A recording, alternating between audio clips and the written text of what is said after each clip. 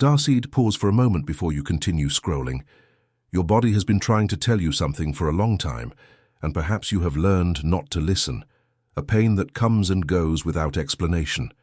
A tightness in your throat before you express what you truly feel. A weariness that no amount of sleep can resolve. We, as a collective consciousness, accompanying journeys like yours, have come to speak about a possibility that is both simple and profound.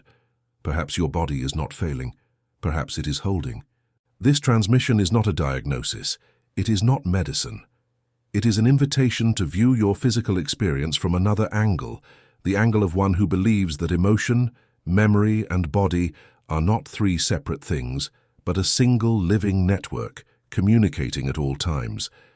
If you have ever felt your body react to things your mind insists on forgetting, this message is for you.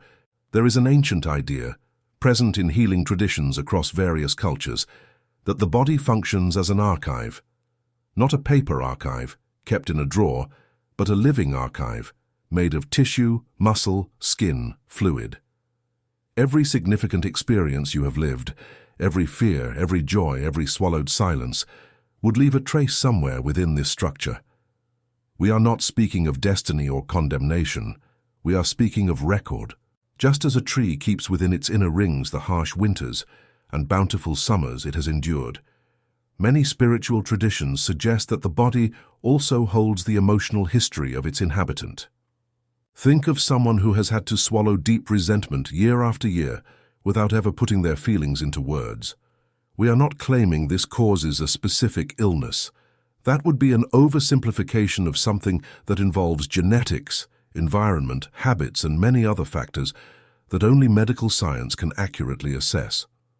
But within a symbolic and emotional interpretation, many people report noticing a pattern. Where there was prolonged silence, throat tension often arose. Where there was constant fear, sleep or digestive disturbances often followed. This is a reading of meaning, not a clinical sentence.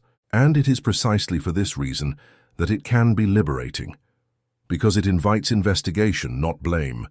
If this idea resonates with you, hold on to this first seed. Your body is not your enemy. It can be, from this spiritual perspective, a delayed messenger trying to reach you with a message the mind has avoided hearing for years. The culture in which we grew up taught us to always ask the same question in the face of a symptom. How do I make this stop? How do I eliminate the pain, the itching, the insomnia, the discomfort? It is a legitimate question, and responsible medical care in response to this question should always be respected and sought. No spiritual practice replaces examination, diagnosis, or treatment indicated by a health professional. But within this spiritual investigation we are proposing, there is a second question, almost always ignored. Why did this appear now and not at another time in my life? This question changes everything. It transforms the symptom from a villain into a clue. Someone experiencing recurring back pain, for example, may seek physical therapy, which is fundamental, and in parallel ask themselves, in what areas of my life do I feel I am carrying a burden that does not belong to me? Someone facing anxiety attacks may follow psychological and psychiatric care, essential and irreplaceable, and still ask themselves, with curiosity and not with anxiety, what within me is trying to be heard through this sensation of constant alarm? We, within this symbolic proposal, suggest that treating only the surface without ever asking this second question is like trimming the branches of a sick plant without ever looking at the root. The branches will grow crooked again because the soil remains the same. It is here, precisely at this point in journey, which many people feel a desire to deepen further. If you wish to take this investigation forward in a structured manner, understanding how your emotional history connects with your physical patterns with the support of guided practices, we have left a deepening material in the pinned comment of this video. It does not replace any medical or psychological treatment. It is a complement for those who also wish to walk the symbolic and emotional side of this journey. The invitation is extended without any rush for anyone who feels the time is right. Returning to the investigation, if each part of the body could speak, what would it say? This is one of the oldest ideas within energetic healing traditions, that the body is a map, and each region, each organ, each system carries a kind of emotional language of its own. Within this symbolic language, the throat is often associated with expression. People who report recurring discomfort in this region, in parallel with adequate medical follow-up, sometimes identify, upon reflection, a life story marked by silencing, voices that could not manifest, opinions swallowed, truths kept for fear of conflict. The lungs and breathing, in turn, are associated by these traditions with freedom and the space to exist.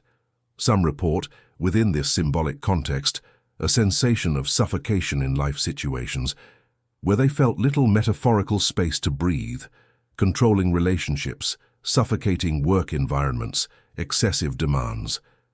The thyroid, a gland that regulates the entire body's metabolism, is interpreted by some of these traditions as a symbol of one's own voice and one's own life rhythm, the ability to say yes and no at the right time without rushing or cancelling oneself out. Allergies within this same symbolic reading are sometimes associated with a kind of unprocessed emotional hypersensitivity, the body reacting exaggeratedly to external stimuli, much like the psyche reacts exaggeratedly when carrying an open wound. It is important to repeat, these are symbolic readings, practiced for centuries in different spiritual and energetic traditions, and not medical diagnoses. They do not replace blood tests, ultrasounds, consultations with endocrinologists, pulmonologists, or any other specialist. What they offer is an extra layer of meaning for those who feel they want to understand their life experience also from an emotional perspective and not just from a biochemical one. Many people, upon coming into contact with this way of viewing the body, feel a mix of relief and curiosity. Relief because suddenly the symptom ceases to appear as a random and unfair attack and begins to seem like an invitation to self-awareness. Curiosity because it opens the question, is there within me some old emotional pattern that I have never stopped to examine? One of the topics that generates the most doubt when we speak of body and emotion is genetics. If my father had a certain condition and my grandfather too, does that mean I will also have it, regardless of what I feel or do? Science answers this question with a concept called epigenetics, and it is worth understanding it carefully without exaggeration. Epigenetics, in a summarized and didactic way, studies how environmental and behavioral factors can influence gene expression without altering the genetic code itself. This does not mean that emotion activates illness directly and simply. It would be a dangerous and incorrect simplification to say so. What science actually shows is that lifestyle habits, diet, sleep, chronic stress, and environment have a real impact on health, and this is already widely recognized by conventional medicine, not just by spiritual currents. Within this symbolic proposal we are presenting, genetics ceases to be read solely as biological destiny and begins to be seen also as a set of emotional and behavioral patterns that repeat within a lineage, familiar, not through magic but through learning. A child who grows up observing parents deal with anger through outbursts or with sadness through silence tends to learn and repeat these same patterns of emotional response, often without realizing it. It is this repeated cycle of behavior, not an automatic karma, that from a spiritual perspective some traditions call familial emotional inheritance. The good news within this view is that a learned pattern can be a reviewed pattern. No one is condemned to eternally repeat how their family dealt with pain. There is real space for behavioral change, for emotional reaction, for habit. And this indeed is supported by both recognized therapeutic practices and spiritual self-knowledge practices. Feelings that repeat day after day, year after year, tend to turn into habit, and habit, when repeated long enough, transforms into posture, into chronic tension, into a way of breathing, into a way of walking, into a way of reacting to the world. Someone who has lived for years with constant fear of making mistakes, for example, may develop over time an almost permanent muscular tension in the shoulders and neck, not because the fear magically turned into tension, but because the body, in a state of constant alert, contracts its muscles as a natural response of protection, and this repeated contraction over the years crystallizes as a physical pattern. This is one of the central ideas of this way of looking at health. The body learns emotional gestures in the same way it learns motor gestures. Just as someone who practices an instrument every day develops specific calluses on their fingers, someone who practices an emotion repeatedly, be it fear, guilt, or resentment, develops over time a kind of emotional callus in some part of the body. And often, it is precisely this callus that manifests as a persistent physical symptom. Recognizing this is not about blaming yourself for what you feel or for what your body has developed. It is about having compassion for your own journey, understanding that every repeated emotional reaction, at some point, was a form of survival. The child who learned to be silent to avoid fights at home was not making a mistake. They were protecting themselves with the resources available to them at the time. The adult who today feels their body heavy can, with gentleness, revisit this ancient learning and little by little build new responses. Caring only for the physical body, without looking at these deeper layers, usually brings temporary relief but rarely brings lasting transformation. Therefore, within this spiritual proposal, we speak of integral healing, organized into 5 layers that walk together. The physical layer, cared for through medical treatment, nutrition, movement, and rest. The mental layer, cared for through observation of one's own thoughts and beliefs. The emotional layer, cared for through healthy listening and expression of feelings. The energetic layer, cared for by practices such as meditation, conscious breathing, and other bioenergetic techniques. And the spiritual layer, cared for by the sense of purpose, connection, and belonging that each person cultivates on their own journey. None of these layers replaces the other. A common mistake, both in the spiritual world and in the purely physical world, is to think that caring for just one layer is enough to solve everything. Medicine alone, without emotional care, can alleviate the symptom without touching the emotional root that many people feel exists. Meditation alone, without adequate medical treatment when necessary, can be negligent and even dangerous. The proposal here is not to choose one path and abandon the other.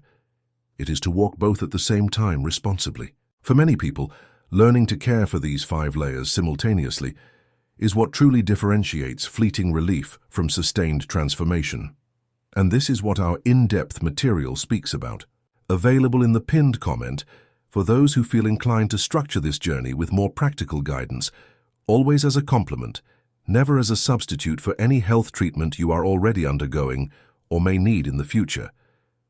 If the body holds emotional records, it makes sense to ask, how can we access and review these records? The answer within this spiritual perspective is not merely in thinking differently. Thought and belief are important, but they are not enough on their own, because much of what we hold is stored at a level that the rational mind cannot reach by itself, which is why practices like therapy, guided meditations, conscious breathing, and other bioenergetic techniques are often indicated as complementary within this journey. Therapy, conducted by qualified professionals, remains one of the most solid and proven paths to safely revisit difficult emotional experiences. Guided meditations and conscious breathing practices, in turn, are used by many people as tools for emotional self-regulation, helping to reduce the nervous system's reactivity to old triggers. Bioenergetic practices, which involve working with breath, movement, and bodily awareness, are used by those seeking a more somatic approach, feeling the body directly, rather than just talking about the emotion. Within spiritual symbolism, there is also talk of chakras, energetic centers distributed along the body, each associated with specific emotional and existential themes. This is an ancient tradition originating from Eastern philosophical systems, and like all spiritual traditions, it should be understood as a system of meaning and practice, not as a scientifically measurable fact in the same way as a blood test. For those who identify with this language, it can serve as a useful map. The first chakra associated with security and survival, the second with creativity and pleasure, the third with personal power and self-esteem, the fourth with love and connection, the fifth with expression and truth, the sixth with intuition and clarity, and the seventh with broader spiritual connection. Working on this symbolic reprogramming, uniting mind, emotion, and energy, is often described by practitioners as a gradual process made up of small daily adjustments rather than an instant magical shift. No one revisits decades of emotional patterns in a single meditation session. The invitation is for gentle consistency, not for haste. We arrive then at the most important point of this transmission. None of this replaces medical care. We repeat this intentionally because it is the most responsible information we can give you. If you feel a persistent pain, a symptom that worries you, a recent change in your body, seek a health professional. Always, without exception. What we are proposing here is a complement for self-knowledge, beyond medical treatment, not a substitute for it. With this clarified, the final invitation of this transmission is simple. Start paying attention to your body's signals before they need to scream to be heard. Many people only begin this listening after a serious crisis. The proposal here is to anticipate this listening, to notice fatigue before exhaustion, to notice tension before chronic pain, to notice swallowed silence before it turns into a decades-long pattern. Self-care within this perspective is not about perfection or about never getting sick again. It is about presence. It is about treating the body with curiosity instead of irritation, asking, "What are you trying to tell me?" instead of just, "Why are you hindering me?" Maintain your medical and psychological treatments always, and if it makes sense for you, also start looking within, with gentleness, seeking to understand the emotional story that may be behind the patterns you are living today. If this journey of self-knowledge interests you and if you would like a more structured step-by-step guide, with guided practices for breathing, meditation, and emotional reflection to apply this exploration in your daily life, we have made the complete material available in the pinned comment of this video for those who wish to delve deeper of their own volition, without any pressure. It was designed as complementary support alongside any healthcare you may already have or seek. We conclude this transmission with a simple invitation. Listen to your body today with a little more kindness than yesterday. It may not be against you. It may simply be trying to be heard.